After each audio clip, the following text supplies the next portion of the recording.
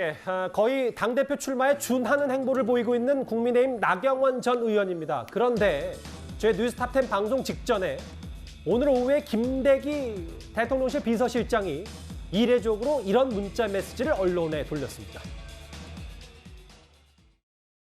대통령은 오늘 나경원 전 의원을 저출산 고령화 사회 부위원장과 기후환경 대사직에서 해임했습니다.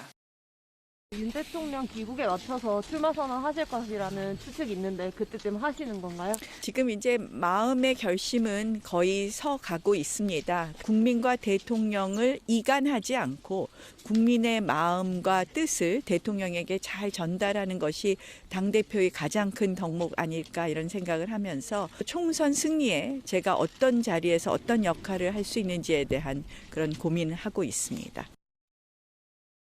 제 느낌인지 모르겠는데 나 전 의원 좀 표정이 밝아진 듯도 한데. 네. 근데 문제는 오늘 본인이 SNS의 해임 자체는 윤 대통령의 본의가 아닐 것이다. 왜곡이 있었다고 생각한다고 했더니 마치 기다렸다는 듯이 대통령실 비서실장이 대통령의 정확한 진상 파악에 따른 결정이다.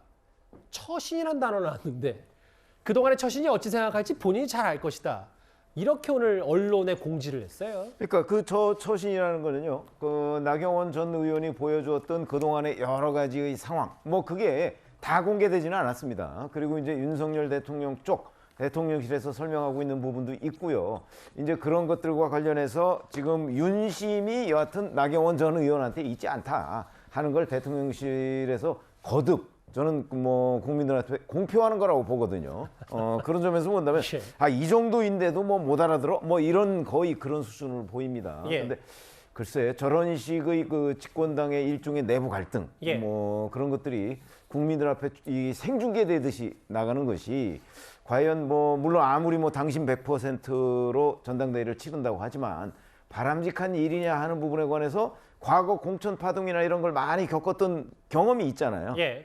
그래서 저는 뭐 별로 적절해 보이진 않은데 이미 상당수의 국민들은 전 다 이해하고 있다고 생각합니다. 윤심이 어디에 있는지. 뭐 사실 다 알잖아요. 다 알잖아요. 아는데도 불구하고 김대기 지금 비서실장이 더 한번 확인 사살을 한 것 같은 그런 기분이 듭니다. 그런 기분은 아마 집권당의 여러 가지 그 업무 성과 뭐 이런 부분과 관련해서도 저는 좋지 않은 영향을 미칠 것이다 이렇게 봅니다. 뭐 거칠고 투박하다 뭐 이 얘기도 좀 하시는 것 같은데 최진봉 교수님. 네. 근데 대통령실이 저렇게 이례적으로 문자 메시지 돌린 이후에 국민의힘의 초선 의원 한 40여 명 정도 되는 의원들이 나경원 전 의원에게 입장 표명을 요구했어요. 그렇습니다. 48명이 아마 연명을 한 걸로 보여지는데요. 이분들이 한 얘기는 그거예요. 일단 해임이라고 하는 절차는 대통령이 임명권자잖아요. 임명권자가 결정하는 문제니까 그거 가지고 문제를 삼는 것 자체에 대해서 지적을 하고 당내 분란을 더 이상 야기해서 안 된다고 주장을 하고 있습니다. 자, 저는 1차적으로는 그 초선 의원들이 주장이 뭐 맞다고 봐요. 왜냐하면 이런 거잖아요. 해임은 대통령이 하는 거잖아요. 임명권자가. 근데 그거를 딴 사람이 했을 거다 또는 딴 사람의 영향을 받아서 했을 거다 이렇게 얘기하는 건 맞지 않다고. 왜곡했다고 나 전 의원이 얘기한 거는 그건 저는 동의하지 않다. 않습니다. 이제 다만 초선 의원들이 왜 나섰겠냐 하는 부분에 있어서는 약간 정치적으로 해석을 한번 해보면 이제 총선 앞두고 사실은 대통령이 힘을 실어주려는 의도가 있다고 저는 봐요. 그러니까 나경원 의원의 저런 태도가 저는 긍정적으로 보지 않지만 초선 의원들의 태도도 본인들의 정치적 이해관계가 연결되어 있는 게 아닌가 이런 생각이 듭니다. 알겠습니다. 나 전 의원 관련된 여러 갈등은 쉽게 가라앉지 않고 있네요. 저희가 준비한 8위였습니다. 지금까지 들은 여러분들의 목소리를 만나볼 차례입니다. 첫 번째 댓글 볼까요? 이성계 관련 책도 들고 옷도 받고 있고 관광 오는 줄 아나.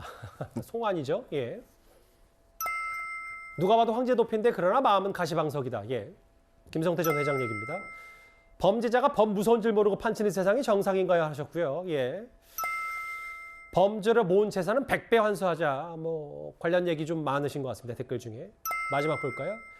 그러게요. 권순일 전 대법관도 만약에 재판 거래 의혹이 있다면 수사해야 되지 않나요? 아직 검찰 이 부분까지는 들여다보지 않고 있는 걸로 알고 있는데 마지막 댓글까지 만나봤습니다.